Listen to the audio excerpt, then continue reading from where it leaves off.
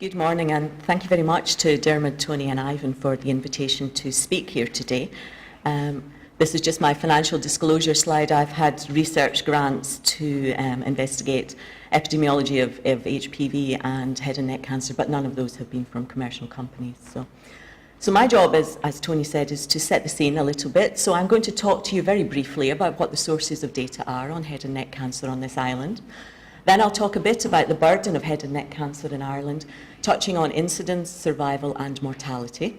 Dermot also asked me to say a little bit about research that's ongoing in the Republic of Ireland and head and neck cancer, so I'll say a little bit about that and then just make some final summary and conclusion points. Okay, so in terms of sources of data on head and neck cancer in Ireland, the main sources are the two population-based cancer registries on this island. They were both started in the early to mid-1990s and have been collecting information on all cancers diagnosed in the population of the island. So the Northern Ireland Cancer Registry collects information on all cancers diagnosed in Northern Ireland, and the National Cancer Registry in Cork, where I am based, collects information on all cancers diagnosed in the Republic of Ireland. And as well as being cancer registries, what these are, importantly, are resources for research. So they can provide population-based sampling frames for research in head and neck cancer and other cancers in Ireland. So if we think about the burden of head and neck cancer on this island, this is just some summary statistics, and I've included here in the category of head and neck cancer all of the cancers in the head and neck with the exception of the lip and the thyroid. I know some people would use different classifications, but that would be the standard classification in cancer registration world. So if we look at the number of new cases that are diagnosed on this island every year, there are about 600 new cases diagnosed. There are many more cases in men than women, and I'll come back to that later. Of those 600 new cases, about 2/3 are in the Republic of Ireland and 1/3 in Northern Ireland. Because there's many more cases in men than women, head and neck cancer ranks 6th in terms of the most common cancers in men, but only 16th for women. We're also very much interested in those who are living with cancer. So if we estimate the number of people living with head and neck cancer in Ireland, the prevalence, there are around about 4,000 people living after a diagnosis of head and neck cancer in this country. Our focus today is on HPV, and I thought it would just be useful to remind us early on in the day which sites within the head and neck HPV has a role in. So this is data from a recent review by the International Agency for Research on Cancer, and it shows the prevalence of high-risk HPV in oropharyngeal cancer, so including tonsil in the base of the tongue. And if you look at the bottom of this graph, you can see that in North America and Japan, over 50% of these cancers have evidence of high-risk HPV. If you look in Eastern and Northwestern Europe, it's around about 40%, and the levels are lower elsewhere in the world. But these are not the only cancers in the head and neck where HPV may have a role. It may also have a role in cancers of the oral cavity and larynx, but that's been less extensively investigated. From an older review from the International Agency for Research on Cancer, there are about 1/4 of oral cavity and larynx cancers show evidence of HPV infection. Most of those infections are HPV 16 or HPV 18, two of the high-risk types. But the data, interestingly enough, in oral cavity and laryngeal cancer is quite sparse, and there's wide confidence intervals around these estimates. So while we don't have information on the HPV status of cancers in Ireland, we can look at the distribution of these cancers. So about 13% of them occur in the oropharynx, so there's about 50 cases a year in Ireland. 31% occur in the oral cavity, so about 120 cases a year, another 30-odd% in the larynx, and the remainder at a heterogeneous range of sites elsewhere in the head and neck, so another 100 or so cases. I mentioned to you earlier there was a predominance of male cases, and that varies by subsite. It's quite interesting when you look at it, that if you look at oral cavity, there's 1.8 cases in men for every 1 case in women. If you then look at the oropharynx, there's more than 3 cases in men diagnosed for every 1 case in women. And then when you get to the larynx, there really is a male predominance there. There's 5.5 cases diagnosed for every 1 case in women. And that very much emphasises the gender distribution. There's a lot of interest in trends and incidence, And these are age-standardised incidence rates for the oropharynx, the oral cavity and larynx in the Republic of Ireland. On both of these graphs, the higher lines are the age-standardised incidence rates in men, and the lower line is age-standardised incidence rates in women. So if we look at the oropharynx, first of all, and we can see that the rates are rising in both men and women. Interestingly enough, they're not rising statistically significantly in men, but they are in women. So the rate of change is faster in women. If we look at the oral cavity, there's quite an interesting trend, because you can see for men in the top line that there was a fall in incidence up to about 2004, and rates have been rising since then. For women, rates have been rising since the mid-1990s.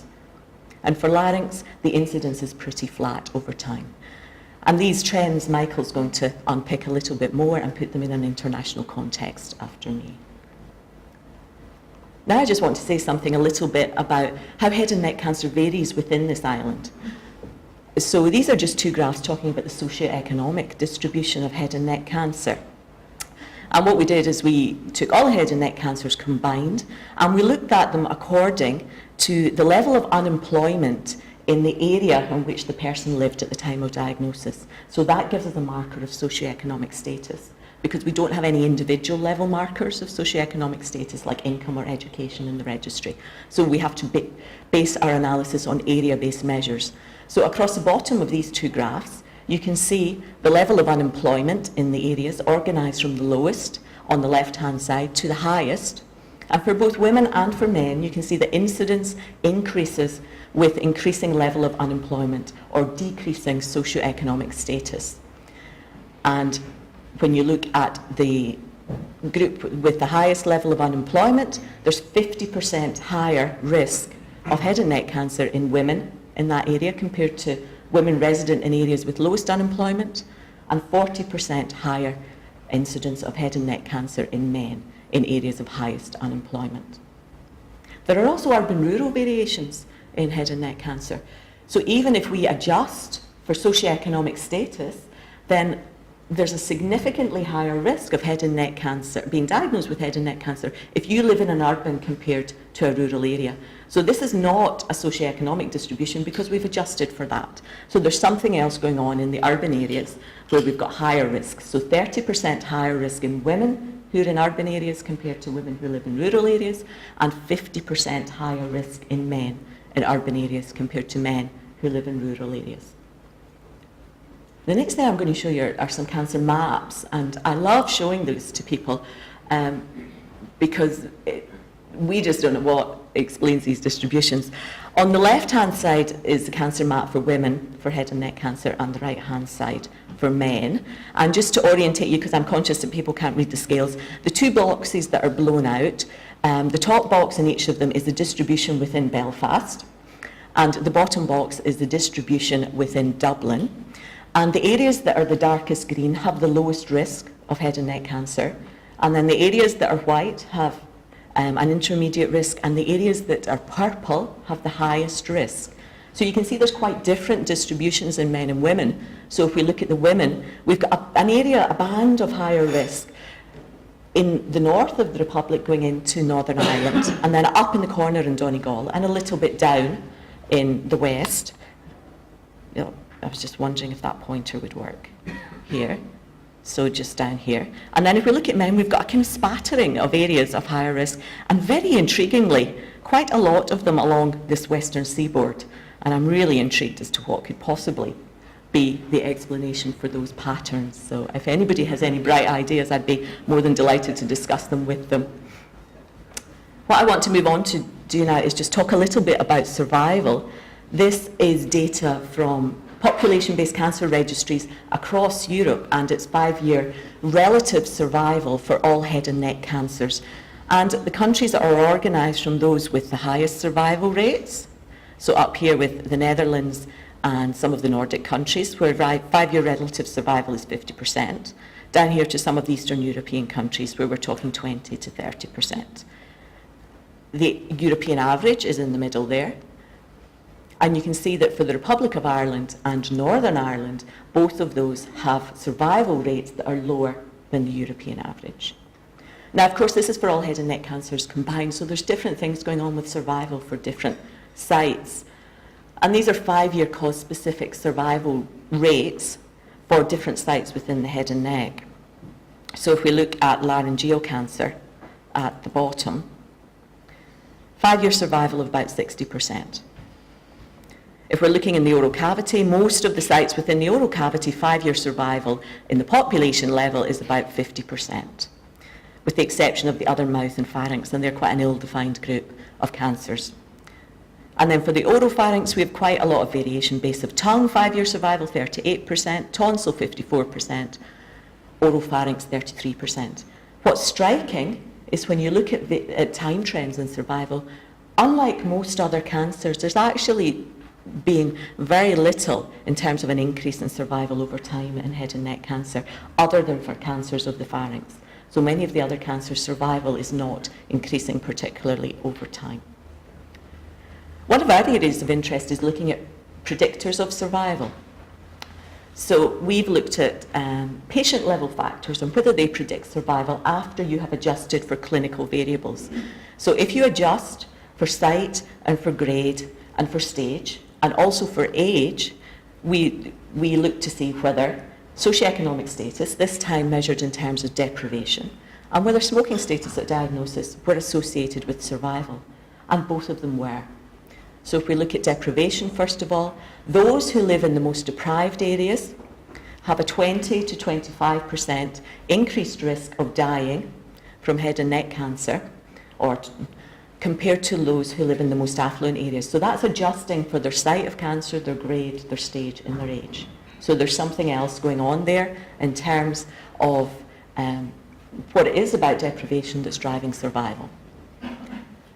What we can also look at is their smoking status at the time of diagnosis. And current smokers have a 36% higher risk of dying from head and neck cancer, and that's adjusted for deprivation. So it's not just to do with the relationship between smoking and deprivation.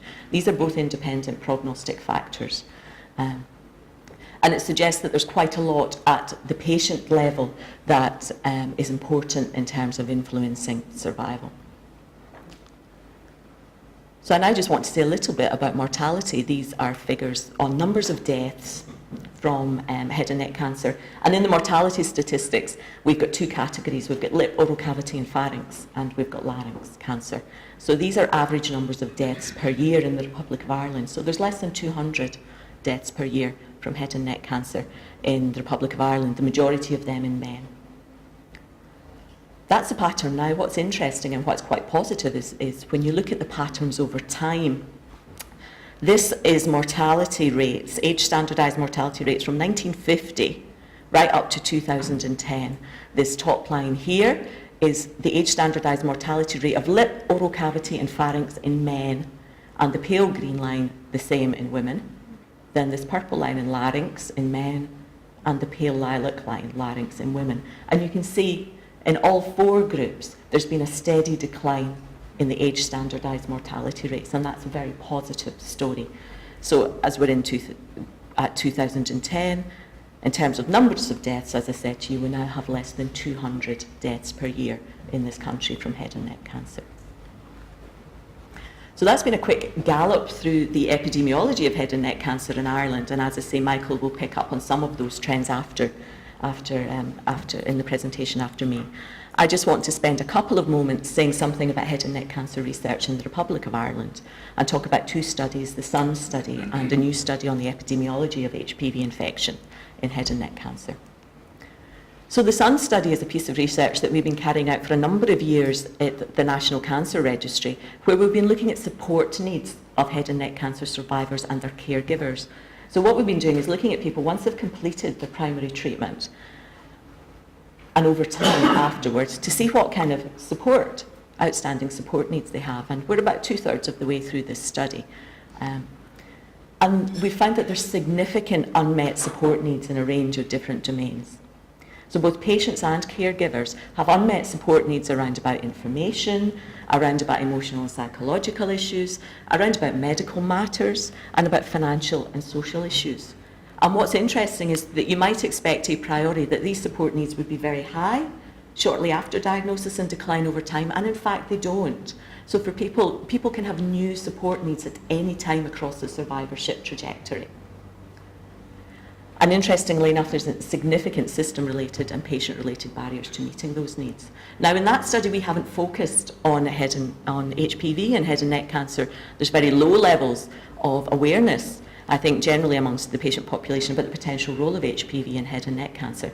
But as that awareness grows and we get to a situation where we may be routinely testing cancers for HPV status, then we need to think about whether those with HPV positive cancers are going to have specific support needs. And I think that's undoubtedly going to be true, and we need to be thinking about how we're going to meet those support needs. The next piece of research I want to talk to you about is a new piece that we're organising underneath the banner of the Surviva collaboration, which is led by Professor John O'Leary, who's also going to be speaking to us this morning. Surviva has been a collaboration. We've been working together for about the past 7 years, doing a lot of research around about HPV in cervical screening. And we now have secured funding from the Health Research Board to do a population-based study of the epidemiology of HPV infection in head and neck cancer in the Republic of Ireland. What we're hoping to do is to work in partnership with surgeons and pathologists across the Republic of Ireland and collate archival tumour specimens. So we're going to look for squamous cell carcinomas of the oropharynx, oral cavity and larynx diagnosed since 1994. We're going to hopefully collate and establish a tumour bank of these, test them for HPV DNA in collaboration with the International Agency for Research in Cancer, who have a very nice new multiplex assay that they reckon works very nice in fixed tissue samples. And then we're going to look at the epidemiology of HPV infection in these tumours. We see this as a major resource for head and neck cancer and HPV research in the Republic of Ireland, and we're going to be starting this piece of work in autumn of this year. In terms of the information that it's going to yield for Ireland, it's going to tell us about the prevalence of HPV DNA positivity in these tumours. It's going to tell us about the genotype distribution. We're going to be able to come up with population level incidence of HPV positive and HPV negative cancers. We're going to project the future cancer burden. We're going to identify patient and clinical predictors of HPV positivity and compare treatment received and survival in patients with HPV positive and HPV negative disease. And as I say, this work is going to start this autumn, and over the next few months we're going to be around the country talking with our colleagues in surgery and pathology to seek their collaboration in this important new initiative. So, just in summary, I'm conscious that's been a gallop through the epidemiology of head and neck cancer on this island, so let me just leave you with some key messages and for things to bear in mind for the rest of the day. So we're talking about 600 new cases of head and neck cancer each year on this island, and there are 2.6 new cases in men for every 1 in women. We estimate there's around about 4,000 people living on the island with head and neck cancer, and our research suggests that many of those people have unmet needs in terms of support. Age-standardised incidence rates of oropharyngeal cancer in females are rising significantly, and rates of oral cavity cancers in males and females are rising. We've got striking socioeconomic and geographical variations in incidence within the island. It's probably due to variations in smoking, alcohol and HPV infection, but we don't yet have the underlying data to confirm that. Survival is lower in Ireland than the European average, and for most sites hasn't improved much over time. And importantly, deprivation, a marker of socioeconomic status, and smoking status at diagnosis appear to be independent prognostic factors. And more positively, mortality rates have fallen dramatically since 1950, and there's now less than 200 deaths from head and neck cancer in this island each year. And finally, in conclusion, just to remind you that Surviva, in collaboration with surgeons and pathologists across the country, are going to provide population-based data on the epidemiology of HPV infection and head and neck cancer in our new programme. And I'll just leave you with my acknowledgements. Thank you.